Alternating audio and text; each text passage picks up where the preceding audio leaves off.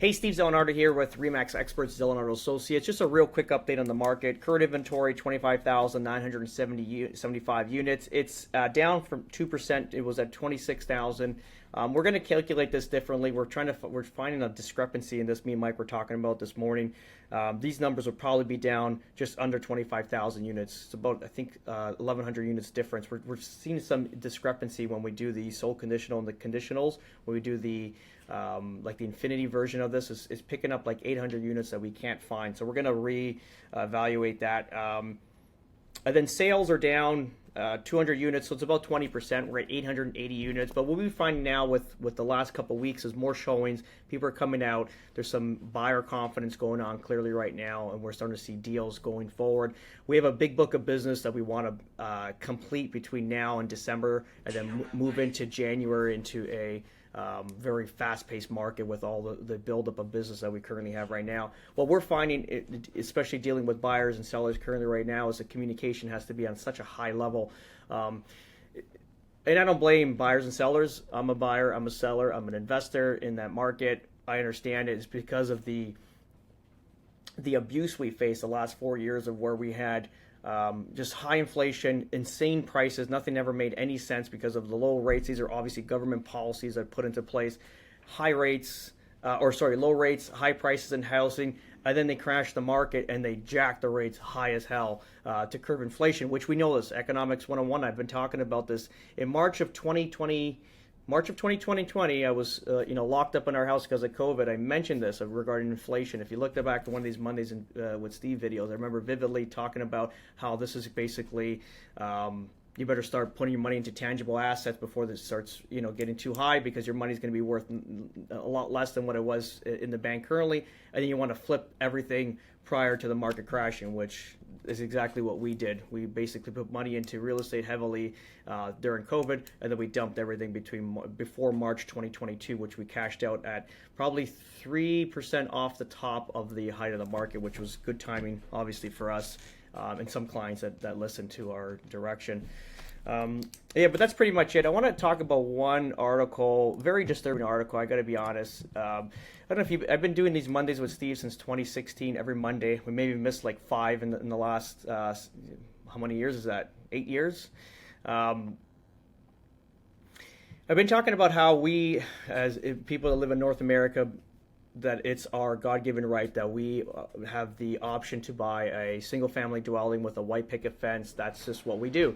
It's not the case. I've been talking about this for the last 10 years, and it's at some point we're going to become like Europe. If you have family in Europe, we have family in Italy. It's basically rent-to-own programs, or you're leasing. You never really own anything, and if you own a house, your parents own a house. It's usually you're building it into a duplex. One family lives up top, one lives down. Or this house, once a family member passes away, gets passed on to the next generation. It never sells. So this is what we're coming to right now. And this article is written by our scholars in university. And just to be frank, I would not listen to anything that scholars are talking about currently. They've been wrong on most of everything, to be honest, even obviously in the economy. So what they think is a good idea is usually a terrible idea for everybody in the general public. Just remember, anybody in school, like in a university, professor, stuff like that, is basically stuck in a bubble, and there's no reality. They've been in school their whole lives. They stayed in school. They taught in school. They've never actually been out in the real world to actually educate us on how to live and what's good for our kids. So just to kind of be clear there. This article is pretty disturbing, and I've been talking about this for a while. It says what European housing models could do for Canada's affordability problems, and this is exactly what my fear was. Where you're going to start having this overlap of how Europe lives into Canada, just based on the current environment now to buy properties. And again, I don't care if you're left or right, but you got to call a spade a spade. This is the left, like the liberals right now, the last 10 years destroyed the fabric of house ownership, not just for ourselves, but for our children, our grandchildren, and destroyed the fabric of how we lived on a day-to-day prior to this administration. So, I mean, if it was from a previous generation of liberal, whatever it is, yeah, I get it. But this is a different policy altogether, and it's not in favor of you and your kids. If this is how you want to live, then definitely vote it. But if not, you should vote for change, clearly.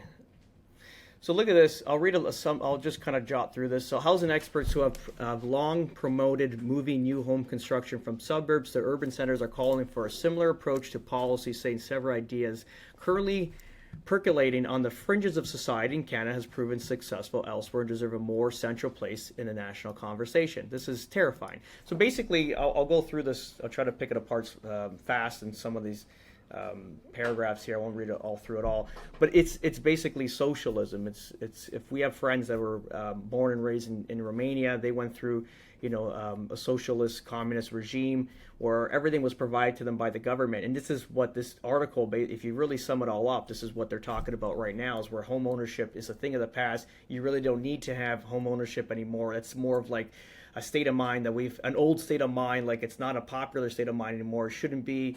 We have other ways of living, and you should be living however you want, and you don't really need home ownership. Just leave it to the government, and you can invest your money in other stuff. For someone like myself, that I'll talk clearly, not just myself, my clients that were hardworking. A lot of us are middle class, and our only way to future, let's say, wealth or security or passing something on to our children is working hard, saving money, and reallocating the money into housing. And what happens with housing? You take on the risk of the debt, you take on the risk of the tenants, you have rental income. It's not like huge profits. Nothing's really huge profits. It's a long-term game where in 10 years your house may double, or if it's gone up 50%, plus you made some rental income, the mortgage is down. Like, this is an asset you're going to pass on to the next generation, like your kids or your grandkids, and it's a cash flowing property, and you're building wealth for your family.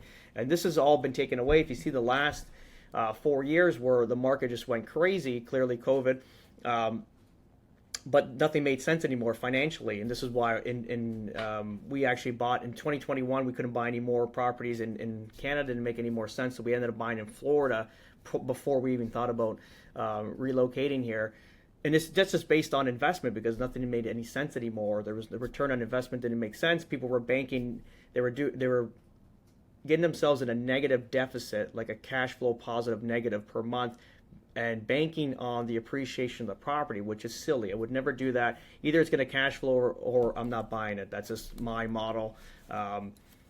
So then what happens is you can't invest anymore into Canada based on the current pricing. The rents were not catching up to what your expenditures were. Then they crashed the market. A lot of people got out of the market, including myself. I sold almost $8 million worth of real estate with obviously spread around multiple properties, and just cashed out right before the crash of 22 rather. And the reason for doing that is because we saw it coming. I'm not going to, whatever wealth we built based on their inflation policies, we're not going to give it back to them. We're going to take it out in cash and then buy back in. But there's never been any more opportunity to buy back in. So someone like myself, a small mom and pops type landlord, can't put the money back in that system based on the system that was created by the government. So what do you do with that money? You're going to move it, allocate it elsewhere. And realistically, the government, based on what this article is, really doesn't care, because they got other plans in mind. Remember, the Trudeau government's allocated $2 billion in affordable housing. So remember, affordable housing doesn't mean it's a house that your kids are going to be able to buy. This is houses that are going to be provided to lower income families. These are apartments. This is now your government is one of your biggest landlords in the country, which is never good news for anybody. But I'm going to read just a few of these things here. This paragraph here says, the federal government has rolled out numerous funding programs to increase housing, including a $55 billion apartment construction loan program. Remember, apartment. This is not condos for sale. These are for rent. $14 billion in affordable housing fund. Again, this is for rent. And $4 billion for rapid housing initiative. I'm not sure what that is, but again, this is all for rentals, so rental future. So they've allocated, what is this now? Almost $70 billion, $74 billion, $73 billion in basically affordable housing. So government-owned stuff, or it's big landlords that are in cahoots with the government. They're going to get these giant loan programs where they're going to build these apartments to create these rentals. So that's not great news either, clearly. Says while some programs like rapid housing specifically target the homeless and those in several housing needs, Witzman, which is this scholar, PhD in Toronto on economy, again, you know my feelings on this, but Witzman believes overall government programs aren't doing enough for low-income people due in part to a vague definition of what affordability means. Just remember, low-income people, if you survived the last 4 years here, you've seen inflation on everything gone crazy. Fuel costs, you created carbon tax. Like again, how many more taxes were on top of what happened with even just with inflation, especially in Canada, whereas the affordability is just sucking you guys dry, where there's no more money left. So I would imagine what's the new level of low-income people where you can't afford your bills anymore, where you're kind of moving money around to pay for survival every day. So this is not like before you had a job. If you had a job as a tradesman, you were able to afford everything and the whole thing, and then your whole like household expenses. Now, like, is that person considered a low-income person because he can't really afford to put any savings away? Is that a person going to have to sell at some point because of affordability issues, and then maybe just say, screw it, I don't want to have this debt load on my head anymore, and then moves into a one of these affordable housing? Like, that's a possibility.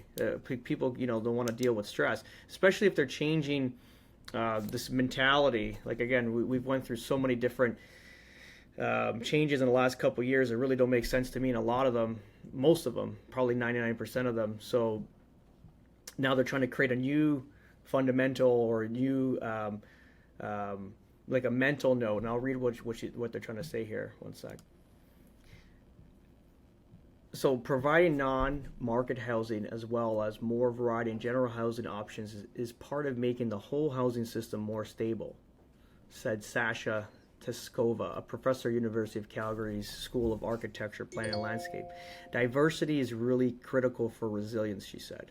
A diversity of housing supply that includes non-market rentals, market rentals with security or tenure, and price control. Again, this is all socialist stuff here. Price control, all this stuff. We have no option as a landlord to be in there because there's no affordability. It's not there. And remember, the government's giving our taxpayers money to fund these buildings, and then they can put a price control because the rates are going to be at a different structure. And variety of housing types to buy reduces the pressure to get into the market and allows for a more stable progression up the housing ladder. I'll tell you this now: if you never take the initiative to buy property, you probably never will, to be honest, because you'll end up spending that money. You won't save it. It's just so.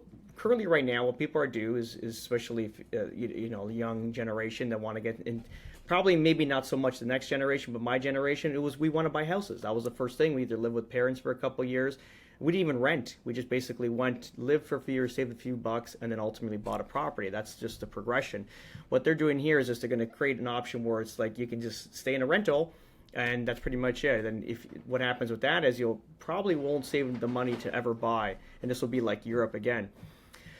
So just keep reading on. People really are not forced to make the choice to become a homeowner. So a 25-year-old doesn't have to commit to home ownership and then constrained to terms of labor, mobility, and educational choices or life choices.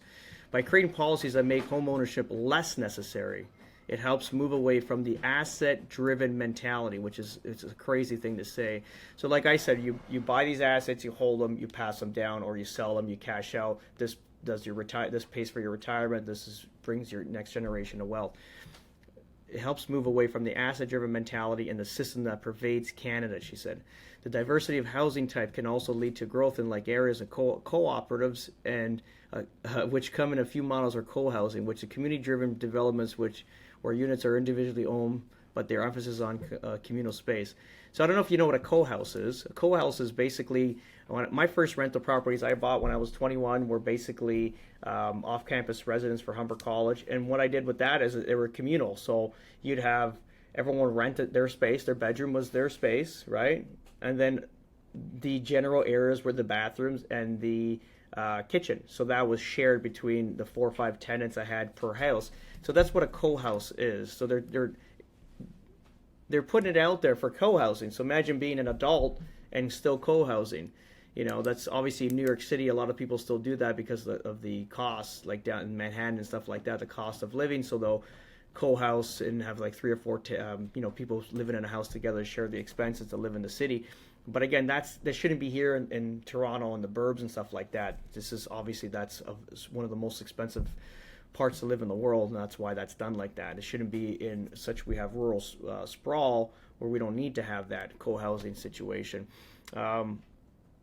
But that's pretty much it. This is an article that frustrates me, to be honest, and this is why I was telling clients like that. If Toronto doesn't make sense for investment, move the money out. You still in the United States, we have a lot of options here, not just in the state of Florida. There's other states that we can buy properties, low 300,000. Hold on to them. The rent covers all the expenses.